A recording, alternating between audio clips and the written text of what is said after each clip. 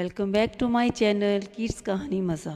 آج میں آپ لوگوں کے لیے سندھ باد کا چھوٹا سفر لائی ہوں، آئیں سنتے ہیں۔ پچھلے تینوں سفروں میں سندھ باد جہازی کو بہت سی مشکلات کا سامنا کرنا پڑا تھا، اس لیے اس نے تہیہ کر لیا کہ اب وہ کبھی کسی سفر پر نہیں جائے گا۔ مگر چند دن بعد ہی اس پر سیاحت کا بھوت سوار ہو گیا۔ یوں اس نے ایک بار پھر اسباب تجارت خریدا اور سفر پر روانہ ہو گیا۔ ہمیشہ کی طرح سفر کا آغاز بہت اچھا ہوا اور وہ مختلف مقامات پر خرید و فروخت کرتے اور ڈھیروں منافع کماتے ہوئے آگے بڑھتے رہے۔ یوں ایک ماہ گزر گیا اور ایک دن اچانک موسم ابر آلود ہو گیا، جو بڑھتے بڑھتے ایک خوفناک طوفان کی صورت اختیار کر گیا۔ کپتان نے جہاز کو طوفان سے بچانے کی بہت کوشش کی، مگر وہ ناکام رہا اور جہاز ایک چٹان سے ٹکرا کر پاش پاش ہو گیا۔ چاروں طرف لکڑی کے بڑے بڑے تختے بکھرے ہوئے تھے، جن پر مسافر جان بچانے کے لیے سوار ہو رہے تھے۔ سندھ باد جہازی بھی ان میں شامل تھا۔ یوں کچھ مسافر ڈوبنے سے تو بچ گئے، مگر بھوک کی وجہ سے ان کا برا حشر ہو گیا تھا۔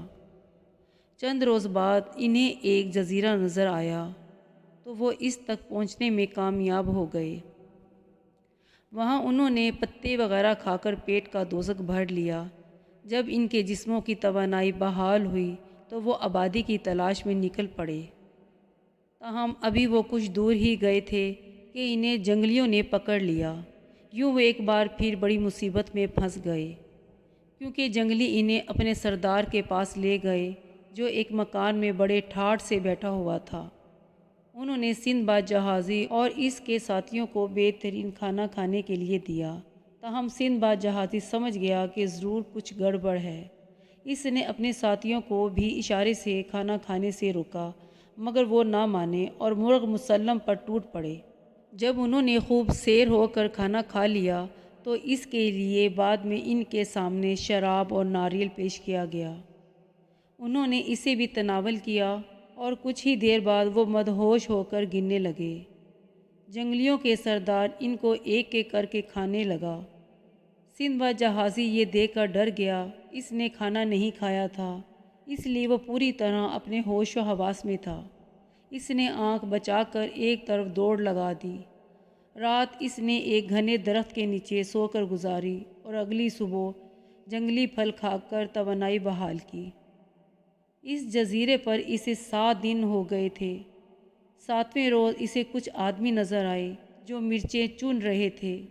وہ ان کے پاس گیا اور اپنے ساتھ پیش آنے والا واقعہ سنا کر مدد مانگی۔ وہ آدمی اسے اپنے ملک لے گئے، جہاں پہنچ کر اس نے دیکھا کہ وہاں کے لوگوں کو زین بنانی نہیں آتی اور گھوڑے پر یوں ہی سواری کرتے ہیں۔ چنانچہ اسے ایک تدبیر سوجھی اور ایک زین تیار کر کے بادشاہ کے سامنے پیش ہو گیا۔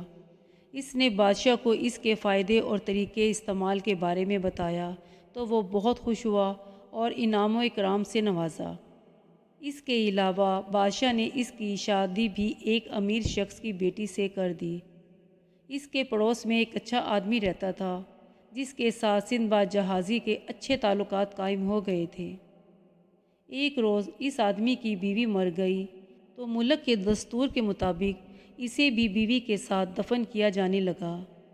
دراصل اس ملک کا یہ رواج تھا کہ اگر بیوی مر جائے تو خاوند کو اس کے ساتھ زندہ درگو کر دیا جاتا تھا، اور اگر خاوند مر جائے تو بیوی کے ساتھ بھی یہی سلوک کیا جاتا تھا۔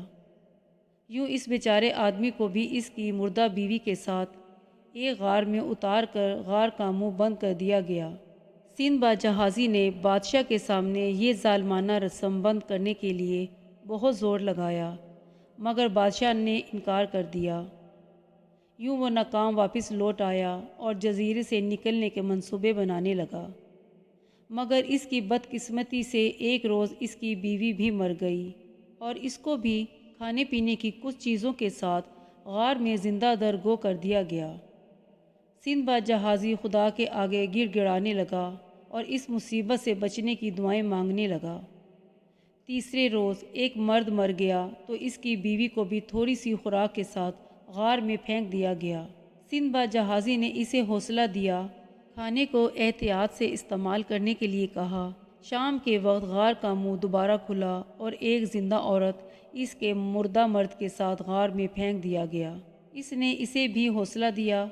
اگلے روز انہوں نے کسی جانور کو ہڈی چباتے ہوئے دیکھا تو سندباد جہازی نے سوچا کہ جس راستے سے یہ جانور اندر داخل ہوا ہے اس کا پتہ لگانا چاہیے۔ چنانچہ انہوں نے جانور کو ڈرایا تو وہ ایک طرف بھاگنے لگا۔ وہ بھی اس کے پیچھے بھاگے اور آخرکار اس جگہ پہنچنے میں کامیاب ہو گئے جہاں سے جانور اندر داخل ہوا تھا۔ اس سوراخ سے وہ تینوں بھی بآسانی باہر نکل آئے۔ پھر وہ تینوں ساحل کے قریب جنگل میں پہنچ کر چھپ گئے اور جہاز کا انتظار کرنے لگے۔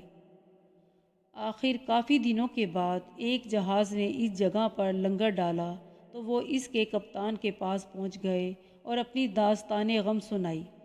کپتان کو ان پر ترس آ گیا اور وہ انہیں اپنے ساتھ لے گیا۔